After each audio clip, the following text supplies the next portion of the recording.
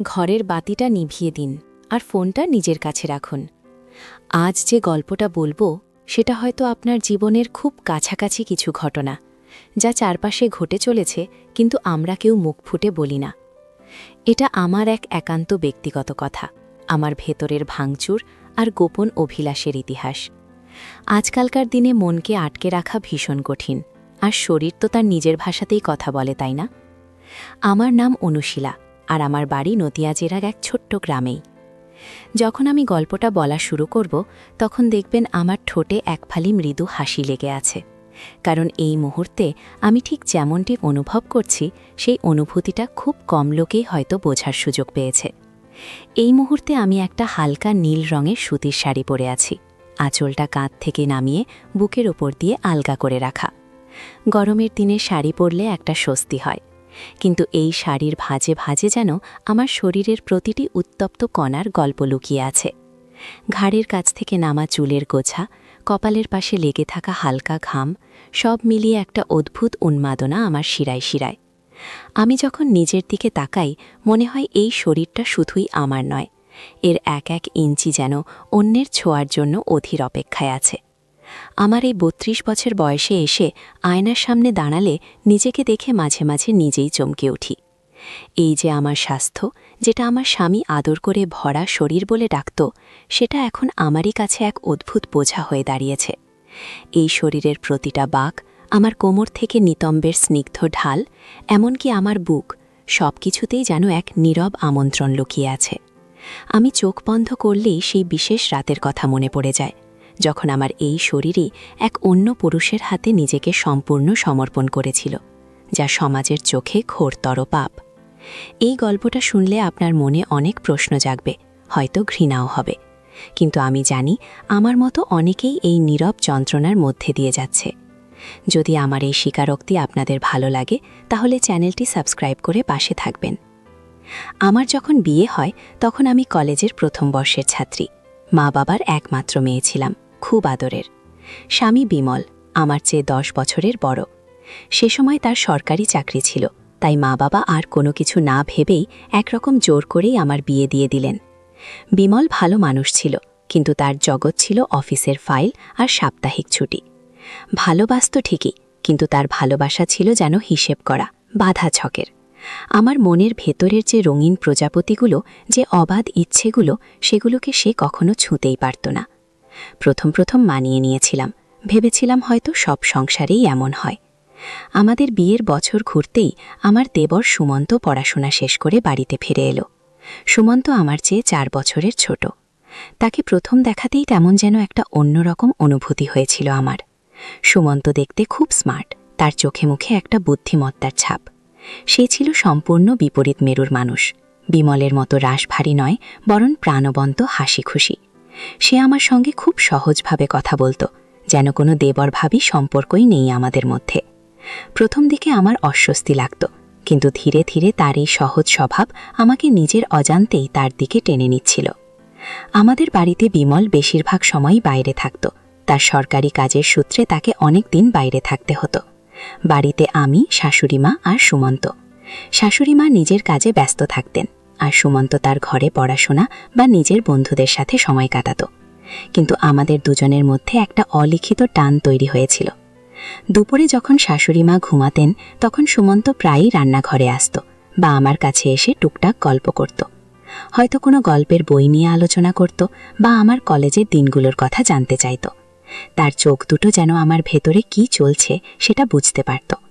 আমি যখন কথা বলতাম, সে নিষ্পলক চোখে তাকিয়ে থাকত। আমার মনে হতো বিমল যেটা কোনোদিন বোঝেনি, সুমন্ত যেন অল্পতেই আমার মনের সব কথা পড়ে ফেলে। আমার হাসি, আমার নীরবতা, আমার ভেতরের একাকিত্ব, সব যেন তার কাছে স্পষ্ট ছিল। একদিন দুপুরে প্রচণ্ড গরমে লোডশেডিং। শাশুড়িমা ঘুমোচ্ছিলেন, আমি রান্নাঘরে কাজ করছিলাম। হঠাৎ সুমন্ত এলো, মুখটা শুকিয়ে গেছে। বলল, ভাবি, খুব তেষ্টা পেয়েছে, 1 গ্লাস জল দেবে? আমি ফ্রিজ থেকে ঠান্ডা জল বের করে দিলাম। সে গ্লাসটা হাতে নিয়ে আমার দিকে তাকালো, তার চোখে এক অদ্ভুত মাদকতা। আমি শাড়ির আঁচল দিয়ে কপালের ঘাম মুছছিলাম। সে হঠাৎই বলে উঠল, ভাবি, তোমাকে আজ খুব সুন্দর দেখাচ্ছে। আমার সারা শরীর যেন কেঁপে উঠল। এমন কথা বিমল আমাকে কতদিন বলেনি আমার মনেও পড়ে না। আমি কিছু বলতে পারলাম না, শুধু একটা চাপা অস্বস্তি নিয়ে তাকিয়ে রইলাম। সুমন্ত হাসল। তার হাসিতে এক ধরনের দুষ্টুমি ছিল। সে ধীরে ধীরে আমার দিকে এগিয়ে এলো, আমার হাতটা ধরে ফেলল। তার ছোঁয়ায় আমার শরীরে যেন 1000 ভোল্টের বিদ্যুৎ খেলে গেল। আমি হাতটা সরিয়ে নিতে চেয়েও পারলাম না, যেন কোনো এক অদৃশ্য বাঁধনে আটকা পড়ে গেছি। সে খুব নিচু স্বরে বলল, ভাবি, তুমি কি জানো, তোমার চোখের ভাষাটা আমার কাছে একদম স্পষ্ট। তোমার ভেতরের একাকিত্ব আর নীরব আকাঙ্ক্ষা আমি বুঝি। তার কথা শুনে আমার গলা শুকিয়ে গেল। আমি কি এতটাই দুর্বল ছিলাম যে আমার মনের কথা তার চোখে ধরা পড়ে গিয়েছিল? তার হাতটা আমার হাতের উপর একটু চাপ দিল। আমার নিঃশ্বাস যেন বন্ধ হয়ে যাচ্ছিল। আমি দ্রুত হাত ছাড়িয়ে নিয়ে সরে আসতে চাইলাম, কিন্তু সে আমার আঁচলটা ধরে ফেলল। আলতো করে টানতেই আমি তার আরও কাছে চলে এলাম। আমাদের শরীরের দূরত্ব তখন একদম কম। তার শরীরের ঘ্রাণ আমার নাকে এসে লাগল। সে আমার চোখে চোখ রেখে ফিসফিস করে বলল, ভাবি, তোমার কি মনে হয় না আমরা দুজনেই একই রকম কিছু খুঁজছি? আমার মাথাটা যেন ঘুরছিল। আমি জানতাম এটা ভুল, ঘোরতর পাপ, কিন্তু তার ওই চোখের নেশা আর তার কণ্ঠস্বরের মাদকতা আমাকে যেন এক ঘোরের মধ্যে নিয়ে যাচ্ছিল। আমাদের মাঝখানে তখন শুধু নীরবতা আর দুজনের হৃৎপিণ্ডের দ্রুত স্পন্দন। সেই ঘটনার পর আমাদের মধ্যে একটা অদৃশ্য সেতু তৈরি হয়ে গেল। আমরা আর আগের মতো সহজ ছিলাম না। যখনই একা হতাম, দুজনের চোখে চোখ পড়লেই একটা চাপা উত্তেজনা সৃষ্টি হতো। সুমন্ত প্রায়ই রাতে আমার ঘরে আসত কোনো অজুহাতে, হয়তো পড়ার বই নিয়ে বা রাতের খাবারের পর গল্প করতে। আমার স্বামী বিমল তখন বাইরে, শাশুড়ি মাও ঘুমিয়ে যেতেন। আমরা দুজন ঘরের আলো নিভিয়ে হালকা চাঁদের আলোয় বা মোবাইল টর্চের আলোয় কথা বলতাম। তার কথায়, তার চোখের ইশারায় একটা গোপন আমন্ত্রণ থাকত। আমি জানতাম আমি সেই আমন্ত্রণটা উপেক্ষা করতে পারছিলাম না। আমার স্বামীর কাছ থেকে যে মানসিক বা শারীরিক নৈকট্য আমি পাচ্ছিলাম না, সুমন্ত যেন সেই শূন্যস্থানটা পূরণ করে দিচ্ছিল। সে আমাকে বোঝাতো আমার গুরুত্ব আছে, আমার চাহিদা আছে, যা এতদিন আমি নিজে ভুলেই গিয়েছিলাম। একদিন রাতে বাইরে ঝড় বৃষ্টি হচ্ছিল। বিমল তখনও ফেরেনি। শাশুড়ি মা ঘুমে। সুমন্ত আমার ঘরে এলো। সে আমাকে জড়িয়ে ধরল। তার শ্বাস আমার কানে এসে লাগল। সে ফিসফিস করে বলল, ভাবি, তুমি কি আমার কষ্টটা বুঝতে পারছো না? তোমাকে ছাড়া আমার নিঃশ্বাস বন্ধ হয়ে আসছে। তার কথাগুলো আমার হৃদয়ে ঝড় তুলল। আমি নিজেকে আর আটকে রাখতে পারলাম না।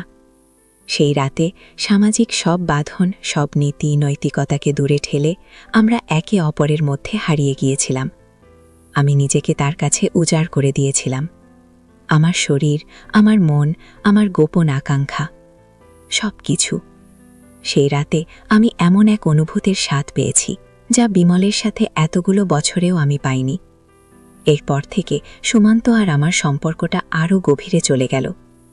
আমরা দুজনেই জানতাম এটা ভুল, এটা অন্যায়, কিন্তু আমরা দুজনেই এই ভুলটা বারবার করতে প্রস্তুত ছিলাম।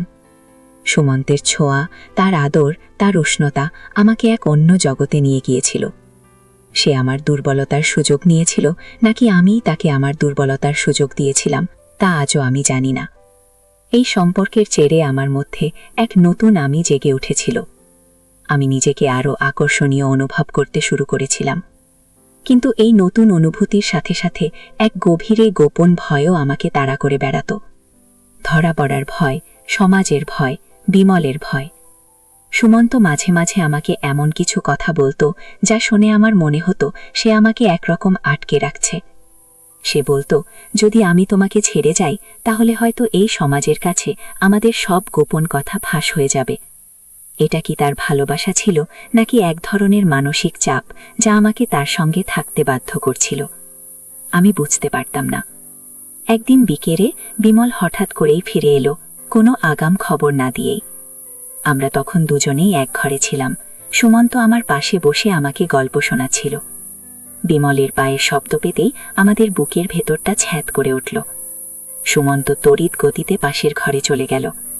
বিমল এসে জিজ্ঞেস করল, কি ব্যাপার, সুমন্ত এখানে কি করছিল?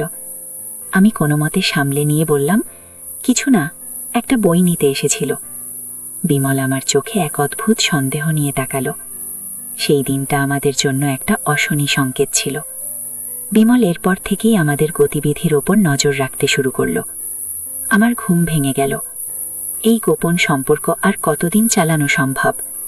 যদি এটা প্রকাশ পেয়ে যায় তাহলে আমার কি হবে? আমার সংসার, আমার মান সম্মান সব কিছু ধুলায় মিশে যাবে। সেই দিন থেকে আমি সিদ্ধান্ত নিলাম, এই ভুল থেকে আমাকে বের হয়ে আসতেই হবে। সুমন্তকে বোঝানো খুব কঠিন ছিল। সে বারবার আমাকে আঁকড়ে ধরতে চাইত, আমার হাত ধরত, আমার দিকে এমনভাবে তাকাতো যেন আমি তাকে ছেড়ে চলে যাচ্ছি। কিন্তু আমি জানতাম এই সম্পর্কটা আমাদের দুজনের জন্যই একটা ধ্বংসের পথ তৈরি করছে। আমি তাকে বললাম, সুমন্ত, প্লিজ এটা বন্ধ করো। আমরা আর এভাবে চলতে পারি না। এটা আমাদের দুজনের জন্যই খারাপ। সুমন্ত প্রথমে মানতে চায়নি, খুব জেদ করেছিল। আমি তাকে বোঝাতে শুরু করলাম যে আমাদের এই লুকানো সম্পর্কটা আমাদের সমাজের জন্য কতটা বিপজ্জনক আর এর পরিণতি কতটা ভয়াবহ হতে পারে। আমি তাকে বললাম, এই সামান্য সুখের জন্য আমরা কি আমাদের বাকি জীবনটা ধ্বংস করে দেব? আমি তার কাছে মিনতি করে বলেছিলাম, তোমাকে আমি ছোট ভাইয়ের মতোই ভালোবাসি। এই ভুলটা আর নয়। তুমি নিজের জীবনে মন দাও আর আমিও আমার সংসারে মন দিই। ধীরে ধীরে সুমন্ত আমার কথা বুঝতে শুরু করল। হয়তো সেও নিজের ভেতরে এক ধরনের অস্থিরতা অনুভব করছিল। এই ধরনের সম্পর্ক আসলে সাময়িক সুখ দিতে পারে, কিন্তু তার দীর্ঘমেয়াদী ফল হয় খুব ভয়াবহ। সেটা যে শুধু আমার মতো মানুষের জন্যই নয়, সুমন্তের জন্য ছিল। তার উজ্জ্বল ভবিষ্যতের পথে এই ভুল সম্পর্ক একটা বড় কাঁটা হয়ে দাঁড়াত। সেই দিনের পর থেকে আমাদের সম্পর্কের পুরনো সহজ ধারাটা ফিরে আসেনি। দুজনের মধ্যে একটা অদৃশ্য প্রাচীর তৈরি হয়েছিল। সুমন্ত নিজের পড়াশোনায় আরও মনোযোগী হল, আর আমিও আমার সংসারে, আমার স্বামীর দিকে মন দিতে শুরু করলাম। জীবনটা এমনই, কিছু ভুল আর কিছু শিক্ষায় ভরা। আমার এই অভিজ্ঞতাটা আমার জীবনকে নতুন করে দেখতে শিখিয়েছে।